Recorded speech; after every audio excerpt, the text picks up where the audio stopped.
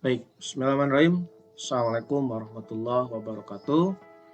Ya, syukur alhamdulillah kita panjatkan kepada Allah Subhanahu wa taala bisa kembali berjumpa dengan saya. Insya Allah pada kesempatan kali ini kita akan mencoba mengelaborasi mengenai topik syirkah. Jadi, apa itu pengertian dari syirkah, kemudian jenis-jenis syirkah, termasuk hukum rukun dari syirkah itu apa saja. Baik, ini ya topik-topik yang akan kita bahas secara umum. Yang pertama, pengertian dari syirkah itu apa. Yang kedua, hukum syirkah. Kemudian yang ketiga, rukun dan syarat syirkah itu. Dan yang keempat, ini macam-macam dari syirkah yang islami. Nah, kenapa dikatakan islami? Karena nanti juga ada dalam pembahasan tertentu mengenai syirkah perspektif ekonomi kapitalis yang dikatakan batil. Nah, apa saja syirkah islaminya ini? Pertama ada syirkah amlak. Apa itu syirkah amlak? Kita akan coba bahas ya. Kemudian yang kedua syirkah akad atau syirkah ukun. Nah, syirkah ukun ini setelah kita pahami dari beberapa referensi ternyata terbagi ke dalam 5. Apa saja? Yang pertama syirkah inan, yang kedua adalah abdan, yang ketiga itu adalah mudharabah, yang keempat adalah wujuh, dan yang kelima adalah mufawadah. Nah, apa saja dan bagaimana sebetulnya penjelasan mengenai syirkah-syirkah ini? Nanti kita akan coba bahas satu demi satu. Baik, pengertian yang pertama, pengertian dari syirkah. Nah, syirkah kalau kita memakai secara bahasa adalah asyirkatu filugoti al-khalati isnaini ya. Fasadan bihaisu la ya'tamizu liwahid an ukhra. Jadi syirkah menurut bahasa ini adalah mencampurkan dua bagian atau lebih ya, sedemikian rupa sehingga di antara satu dan yang lain ini tidak terlihat mana pemiliknya si A, mana pemiliknya B, karena dia sudah bercampur gitu. Nah, ini diambil dari Syekh Taqiyuddin An-Nabhani lewat karyanya Nizam Iqtisadi fil Islam. Selanjutnya, pengertian syirkah secara makna syar'i ya, itu syirkah itu merupakan wasyirkatu syar'an hiya aqdun ya baina isnaini. Jadi syirkah secara syariat itu adalah satu akad antara dua orang ya, isnaini fa aksara, dua orang atau lebih ya, ia tafaqani fihi alal qiyam bi amali mali bi qasdil ribhi. Jadi dua orang atau lebih yang dia itu bersepakat untuk melakukan suatu usaha atau bisnis dengan ya bikos disribhi, dengan maksud mencari keuntungan. Sehingga tujuan dari syirkah itu yang memang tadi mencari laba. Meskipun laba itu bukan satu-satunya gitu yang memang harus dioptimalkan. Nah, hukum syirkah, jadi secara umum bahwa hukum syirkah itu jaiz, artinya boleh gitu ya. Ini dalilnya Nabi SAW pernah mentakrir muamalah syirkah. Nih, bahwa dalam konteks ini Allah Azza wa Jalla telah berfirman, aku adalah pihak yang ketiga. Ya, kata Rasulullah itu, aku adalah pihak yang ketiga dari dua pihak yang bersyirkah, dengan catatan selama ya salah satu tidak berkhianat, atau diantaranya dua orang yang bersyirkah ini tidak berkhianat. Tapi jika diantara salah satu yang bersyirkah ini berkhianat, maka kata Rasul itu adalah aku keluar dari syirkah keduanya. Ini diriwayatkan dari Imam Abu Dawud, Al-Baihaqi, dan Daruqutni. Saya lanjutkan. Nah, rukun dan syarat syirkah. Jadi secara umum rukun syirkah itu ada 3. Yang pertama ya dua pihak yang berakad atau akidani. Syaratnya adalah dia memiliki ahliyah at-tasarruf, dia memiliki kecakapan melakukan tindakan hukum ya. Kemudian yang kedua adanya objek akad atau mauqud alaih, bisa dalam bentuk pekerjaan ataupun modal. Nah, yang ketiga adalah berupa ucapan ijab atau qabul, atau dalam konteks ini adalah syigot. Nah, rukun dan syarat syirkah ya. Syarat sah syirkah secara umum ada 2. Yang pertama itu adalah objek akadnya berupa tasarruf ya, pengelolaan harta, pengembangan harta.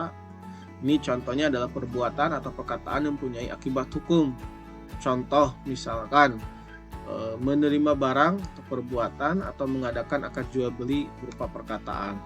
Yang kedua, objek akadnya dapat diwakilkan, qabilun lil al-wakalah, misalkan agar keuntungan syirkahnya menjadi hak bersama. Nah, macam-macam syirkah ini ya, ternyata kalau kita bedah ini secara umum terbagi ke dalam dua. Ya, garis besar yang pertama ada syirkah amlak, yaitu syirkah yang dalam konteks ini adalah kepemilikan bersama dua pihak atau lebih ya, suatu barang yang diperoleh melalui sebab-sebab kepemilikan. Apa saja sebab-sebab kepemilikan itu? Bisa melalui dengan hibah, pemberian ya, hadiah, kemudian jual beli atau waris.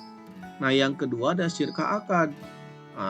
Itu syirkah akad antara dua pihak atau lebih dalam pekerjaan berupa amal dan atau modal ya, atau keuntungan. Lanjut. Nah, syirkah akad ini ternyata kalau dibedah lagi terdiri dari 5 jenis ya, atau 5 macam. Yang pertama adalah tadi sebagaimana dalam konteks topik dibahas, itu syirkah inan.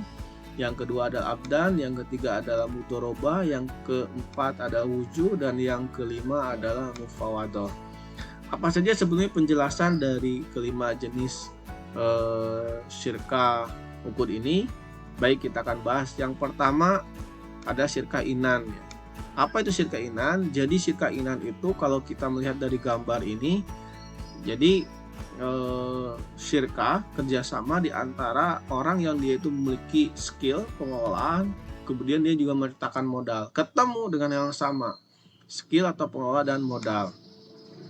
Jadi pengelola sekaligus pemodal, kemudian pihak yang kedua juga sama, pengelola sekaligus pemodal. Nah, syirkah inan ini kalau diterjemahkan adalah syirkah antara dua pihak lebih yang masing-masing ini memberikan kontribusi baik itu amal maupun modal. Jadi kedua-duanya menyatakan itu. Nah, modalnya ini tentu harus berupa uang. Jadi kalau misalkan dalam konteks ini dia menyatakan bangunan atau rumah, maka tidak boleh jadikan modal syirkah kecuali kalau bangunan atau rumah itu diuangkan. Misalkan bangunan atau rumah senilai 200 juta. Nah, berarti dia sudah menyatakan modal sebanyak 200 juta.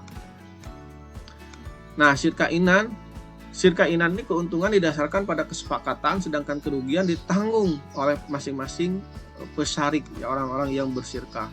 Ini diriwayatkan oleh Abdur Rojak dalam kitab Al-Jami, ya, Ali bin Abi Thalib radhiyallahu anhu pernah berkata bahwa kerugian ini didasarkan atas besarnya modal, sedangkan keuntungan didasarkan atas kesepakatan mereka. Nah, yang kedua itu adalah syirkah abdan. Apa itu syirkah abdan? Kalau kita melihat dari gambar ini, penjelasannya adalah dua orang atau dua pihak yang bersyirkah, yang dia masing-masing berkontribusi pekerjaan atau skill saja gitu. Ya. Kemudian pihak yang kedua juga sama skill ketemu dengan skill pengelolaan gitu ya, pelaksanaan. Nah, pelaksana di sini maksudnya adalah orang yang berkontribusi dalam konteks pekerjaan. Jadi dia tidak menyertakan modal apapun gitu. Dia hanya bertemu skill saja. Nah, syirkah abdan ini dia kontribusi kerja dapat berupa gagasan, ide, pikiran, ataupun misalkan bekerja dalam bentuk fisik. Misalkan ya tukang kayu, polisi, pemburu, nelayan, atau tukang cukur, yang dia kan fisik ya. Nah, tidak disyaratkan harus adanya kesamaan profesi. Boleh ya.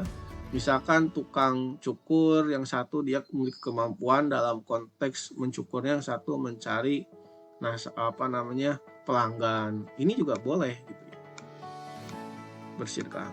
Nah, syirkah abdan ini dalam konteks ini ya disyaratkan bahwa pekerjaan dilakukan merupakan pekerjaan yang halal jelas. Dia tidak boleh berupa pekerjaan yang haram. Misalkan di antara dua orang pihak bekerja sama untuk merampok. Nah, ini jelas ya tidak diperbolehkan. Keuntungan yang diperoleh ini dibagi berdasarkan kesepakatan nisbah. Ini boleh sama, boleh juga tidak, tergantung dari antara dinmingkum di antara mereka. Nah, yang ketiga ada syirkah mudharabah. Ini syirkah yang paling banyak diimplementasikan ya, termasuk kan adanya bank syariah ini adalah modifikasi atau pengembangan dari syirkah mudharabah ini. Nah, apa sebenarnya syirkah mudharabah? Syirkah mudharabah ini merupakan syirkah antara dua pihak atau lebih dengan ketentuan satu pihak hanya berkontribusi dalam bentuk amal saja, kerja, ya, skill, sedangkan pihak lain hanya memberikan modal atau mal. Nah, dalam syirkah ini kewenangan melakukan tasarruf hanya diberikan kepada mudharib atau dalam konteks ini adalah pengelola. Ya, sementara pemodal tidak berhak untuk ikut campur, tetapi pengelola terikat dengan syarat-syarat yang ditetapkan oleh sohibul mal atau pemodal. Nih contohnya bagian dari syirkah mudharabah ini. Jadi pihak yang pertama dia hanya menyertakan modal saja atau kita sebut sebagai sohibul mal. Pihak yang kedua adalah pengelola atau amil atau mudharib. Biasanya kita sering sebut dengan mudharib ya. Nah, ternyata syirkah mudharabah itu tadi ada berbagai macam bentuk modifikasi. Itu yang pertama. Yang kedua, jika kita melihat dalam konteks gambar, pemodalnya satu, kemudian pengelola plus pemodal ya. Jadi pihak yang pertama hanya sohibul mal, pemodal. Yang pihak kedua dia menyertakan skill pengelolaan sekaligus juga pemodal. Nah, sebaliknya kalau yang pihak mudharabah yang ketiga ya, di sini ada pemodal kemudian bertemu dengan mudharib. Nah, kita lanjutkan. Nah, dalam syirkah mudharabah ini keuntungan dibagi sesuai kesepakatan antara sohibul mal dan mudharib ya. Namun pengelola modal turut menanggung kerugian. Jadi siapa yang menanggung kerugian dalam syirkah mudharabah ini? Itu adalah sohibul mal. Nah, terkecuali kalau ada praktek pelaksanaan dari syirkah ini yang yaitu disengaja kerugiannya itu sehingga menyebabkan kerugian, maka si mudharib juga harus ikut menanggung. Selanjutnya ada yang keempat, syirkah wujuh. Apa itu syirkah wujuh? Syirkah wujuh adalah syirkah yang didasarkan pada wujuh, kedudukan atau ketokohan, ya, keahlian seorang di tengah masyarakat. Nih, ada dua bentuk syirkah wujuh. Yang pertama adalah pengembangan dari syirkah wujuh yang termasuk kategori mudharabah, syirkah mudharabah. Yang kedua yang terkategori syirkah abdan. Nah, ini ya, bagian yang pertama tadi kan mirip seperti syirkah mudharabah ya. Kemudian selanjutnya ini yang kedua, model yang kedua, saya percepat. Nah, ini yang model yang kedua. Jadi syirkah wujuh model kedua, pengembangan dari syirkah abdan. Ini si A dan si B dia akan tidak menyertakan modal apapun, kemudian bersikap dengan pemodal. Ini. Nah, ini. Jadi syirkah wujuh ini, nah model kedua adalah syirkah antara dua pihak atau lebih yang bersyirkah dalam barang yang mereka beli secara kredit atas dasar kepercayaan pedagang kepada keduanya tanpa adanya kontribusi dari masing-masing. Nah, keuntungan dibagi berdasarkan kesepakatan, bukan berdasarkan persentase barang dagangan dimiliki, sedangkan kerugiannya ditanggung oleh masing-masing mitra usaha yang berdasarkan persentase barang. Oke, kita lanjutkan. Nah, yang kelima, jenis syirkah yang kelima itu ada mufawadoh. Apa itu syirkah mufawadoh? Merupakan syirkah antara dua pihak atau lebih yang menggabungkan semua jenis syirkah di atas, baik itu inan, abdan, mudharabah, dan wujuh. Ya, syirkah mufawadoh dalam pengertian ini menurut An-Nabhani adalah boleh, sebab setiap jenis syirkah yang sah ketika berdiri sendiri maka sah pula ketika digabungkan. Oke. Nah, syirkah mufawadoh, keuntungan diperoleh dibagikan sesuai dengan kesepakatan, sedangkan kerugian ditanggung sesuai dengan jenis syirkahnya. Nah, ditanggung oleh para pemodal, porsi modal jika berupa syirkah inan, ditanggung oleh pemodal jika berupa syirkah mudharabah, dan ditanggung berdasarkan persentase barang dagangan yang dimiliki jika berupa wujuh.